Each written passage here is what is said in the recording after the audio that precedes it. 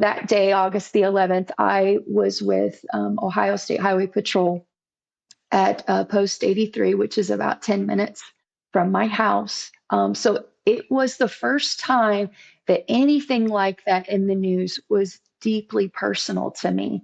Even though I had just met some of these people, I knew some of them, and Hmm. those troopers, were actively pursuing somebody who was, you know, fully intent on whatever it took to make the statement that they needed to make. And if you look it up online, it's very clear it was a political statement, unfortunately. And so when I walked into that post, I will just never forget how humbling that was, because I wasn't the only one showing up to support those troopers that day. There were people from other Cincinnati area posts from Statewide Highway Patrol who were off duty and came just to offer presence. They Wow. came just to sit with those people, to let them know you're not alone and we're going to get through this. And so, there was nothing dramatic about my role in that particular Hmm. moment.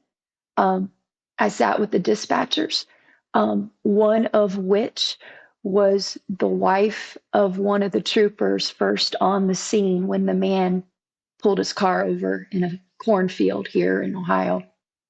And they had a standoff that lasted hours, 3 or 4 hours. Um, and she would not leave. Um, she would not leave her chair. And, you would think that, it would be best for her to step outside of her dispatcher role. And which they are unsung heroes. It's incredible to me what they Yeah. do for their job, the pressure that they're under, not just to help people who call, but to keep the people they're sending safe, with the information Hmm. that they need. And so, anyway, we couldn't convince her that it would be okay for her to go home and, be with her family, sit with somebody that could support her as she's waiting, to hear what happens. But for her, it was a way to help her husband, you know, Yeah. and to just hear them talk about life and death situations as, for us, they're reasonable service. That's what they sign up for, you Yeah. know. And even if it impacts their family, they're committed to what they feel really called to do. Yeah. Um, and that experience, as difficult as it was for me as someone new, um, really created just a burden and a heart for law enforcement. I think specifically as someone who is in ministry, what I have just realized is there really is nothing more natural for someone who feels called to serve the kingdom of Hmm. God than to serve people who serve our community. There's so many things that we have in common by virtue of what we do, shining Hmm. light in dark places, trying to represent what's right to the people that we're serving, trying to give answers and help to people in crisis. I mean, there's a lot that we have in common with these incredible people. And I think, to just the political climate that, has and maybe influenced the way that people look at law enforcement.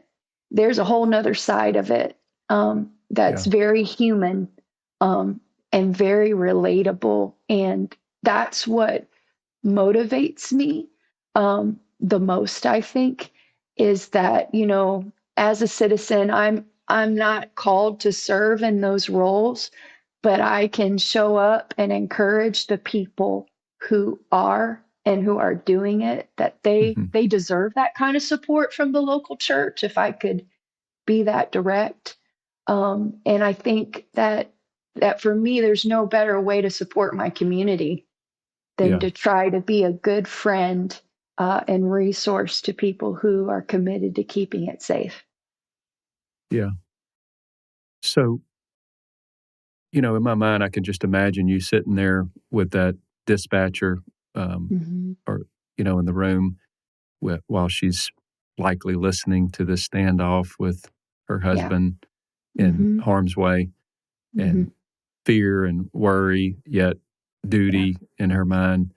And you're Mhm. there as the chaplain, Mhm. um, and you mentioned this at the Hyphen X conference. You talked about the ministry of presence. Mhm. You were there present, with her, with others there.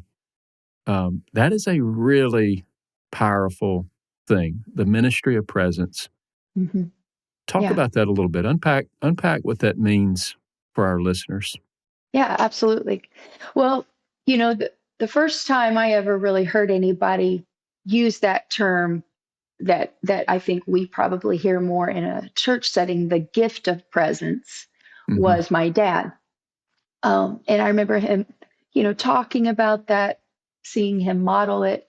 But when I came into the role and my mentor really started spending time with me, um, I'm asking him questions. I went with him to a couple of events that he was providing, the invocation for.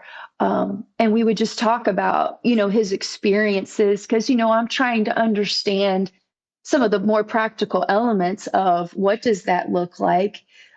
Because within, different agencies, there are restrictions around that, which, as a Pentecostal, I need to understand that, to Yeah. honor what I've been asked to do and what I've been asked not to do. And I remember George pointing me to the word chaplain, the Latin word that it comes from refers to the tent of a military chaplain. And if you look into the history of that, the chaplain's tent was located in the middle of the camp. Mm. And the idea was that he was in proximity to the troops, that he was identifiable, that he was reachable, and that he was relatable. He was, in a sense, experiencing things with the troops. And so he used that term, George did, the first time I'd ever heard, providing a ministry of presence. Mm. And for me, that was very um, liberating, if I could say, because I realized that I didn't have to worry about a specific persona or role. I wasn't, weighted down by a list per se, Yeah. but, the role of a chaplain is whatever it needs to be in that moment. Mhm. There's some very practical elements to chaplaincy of knowing when to offer, do you need some water? Can I get you something to eat? I don't think you've eaten for a while. Is there somebody that I could call for you? And knowing when to not say anything, Yeah. and to me that was just so enlightening and empowering to say, you know what, I can do this. And Yeah. and as a spirit-filled believer, I feel like I'm equipped to do this in a way that maybe not everybody can, because I can talk to God, and God can talk to me in these moments, even if I'm under certain limitations, of what I can do in a religious context.